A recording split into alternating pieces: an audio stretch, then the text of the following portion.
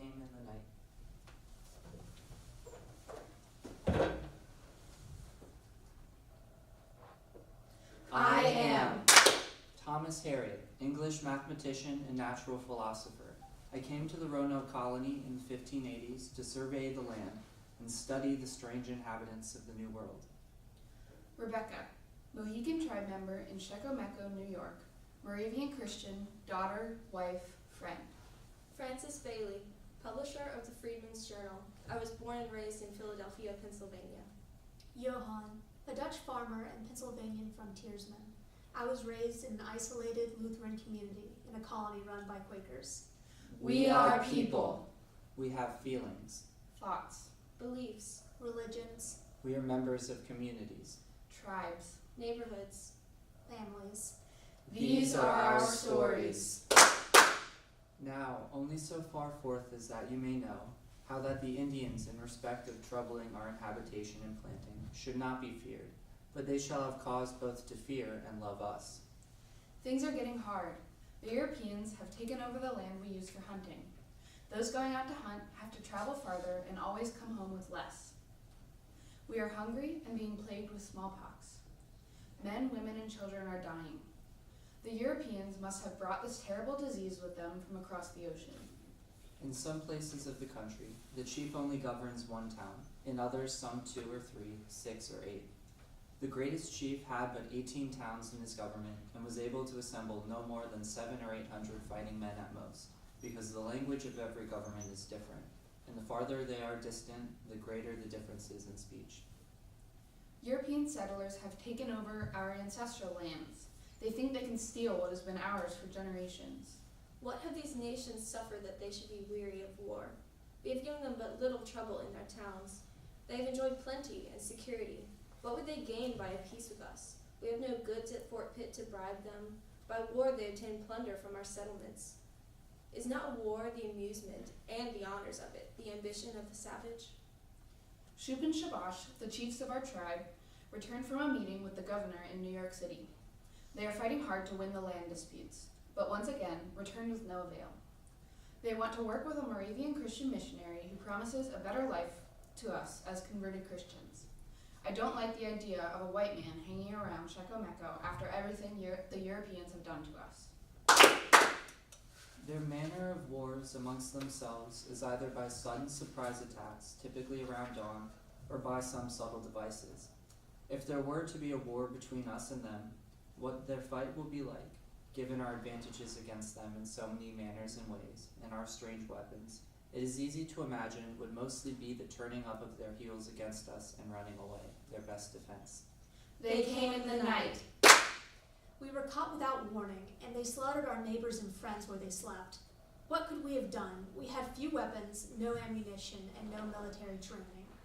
It was a massacre. I published an article recounting the horrors that Dr. Knight faced when he was kidnapped by the Indians.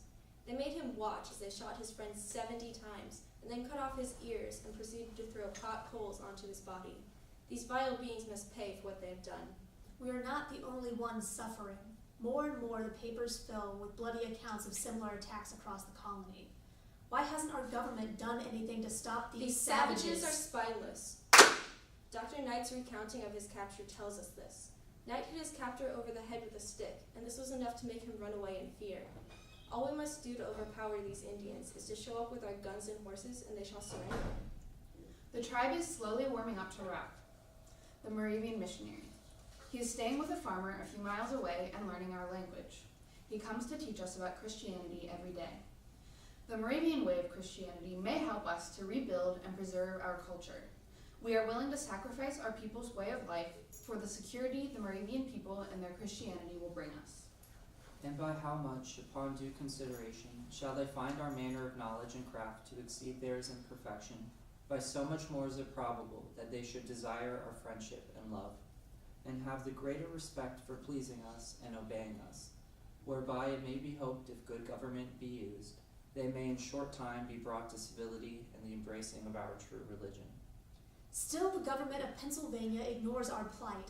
Daily, our people are being slaughtered by the savages to the west. Since they will not listen to our pleas from afar, 700 men, women, and children have traveled to Philadelphia to make our case to the legislature. Indians continue to make incursions upon our frontiers, killing innocent people. This was all meant to end when he defeated Britain in the war. Colonels Williamson and Marshall are trying to defend us, but all we have is a volunteer militia. We first met with Deputy Governor Robert Hunter Morris. We begged him to provide for our protection in the formation of a militia and expressed our hope that no unreasonable disputes between him and the Assembly would hinder them from providing for the safety of the people. While only a few of us could speak with the Deputy Governor, many brought wagons full of corpses with them to display in the streets. If our words do not move the people of Philadelphia, perhaps the missing scalps of our brethren will sway them. Rauch has begun talking about baptizing the chiefs and my husband. Soon after will come the chiefs' wives and quite possibly me. They already have some religion, although it is far from the truth. Yet being as it is, there is hope that it may be easier and sooner reformed. It is not too far from ours, that religion which was passed to England through Israel. It may be said that Israelites had an order from the Lord to put to death the Canaanites. I think when we see men by their practice murderers, by every sentiment and principle of heart carried out to shed blood privately, it is sufficient order to exterminate the whole brood. They believe there are many gods, which they call Montauk. One chief god, which has been alive for all eternity, rules over the other Montauk. This chief god, they affirm, when purposed to make the world, first made other gods to be means and instruments of creation, and after making the sun, moon, and stars, made the waters, out of which was made all diversity of creatures. For mankind, they say, a woman was made first, which by the working of God conceived and brought forth children. In such sort they say they had their beginning. The chiefs and my husband have been baptized as Johannes, Abraham, and Isaac. I have been baptized and given the new name of Rebecca. They also believe in the immortality of the soul, that after this life, according to the works a person has done, the soul is either carried to heaven, the habitacle of God, where it can enjoy perpetual bliss and happiness, or else it is taken to a great pit or hole, there to burn continually, a place they call Papagosa. Abraham and Johannes have begun preaching Christianity to others in Shekomeco. We will have an Easter feast led by the chiefs. Easter has given us a way to cope with the illness and death of so many due to smallpox and poverty. Because of Christianity, I can see a better world in our future. The Deputy Governor is an agreeable man, but he holds no power to aid us. The Assembly has the power to aid us, but refuses. They claimed they would consider our petition, yet Mr. Franklin had the nerve to preach to us how the Assembly had done everything required and consistent with the liberties and privileges of the people.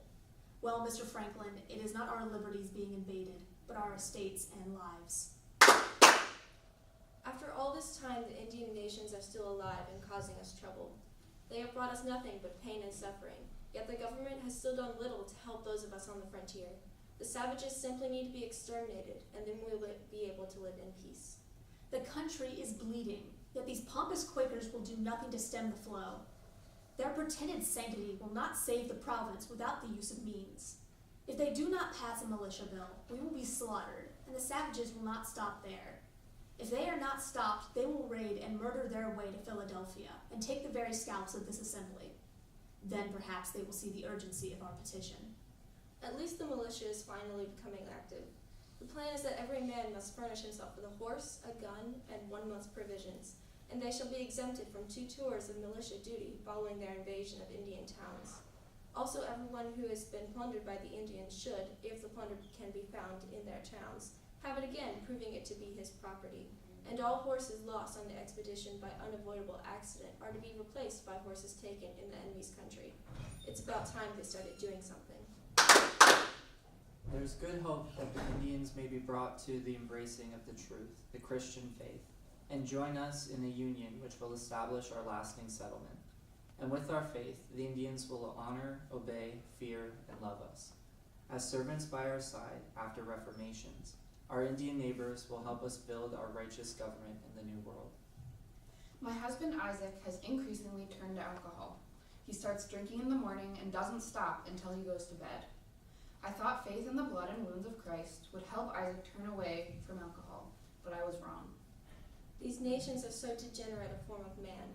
so devoid of every sentiment of generosity, so prone to every vicious excess of passion, so faithless and so incapable of all civilization that it is dangerous to the good order of the world that they should exist in it.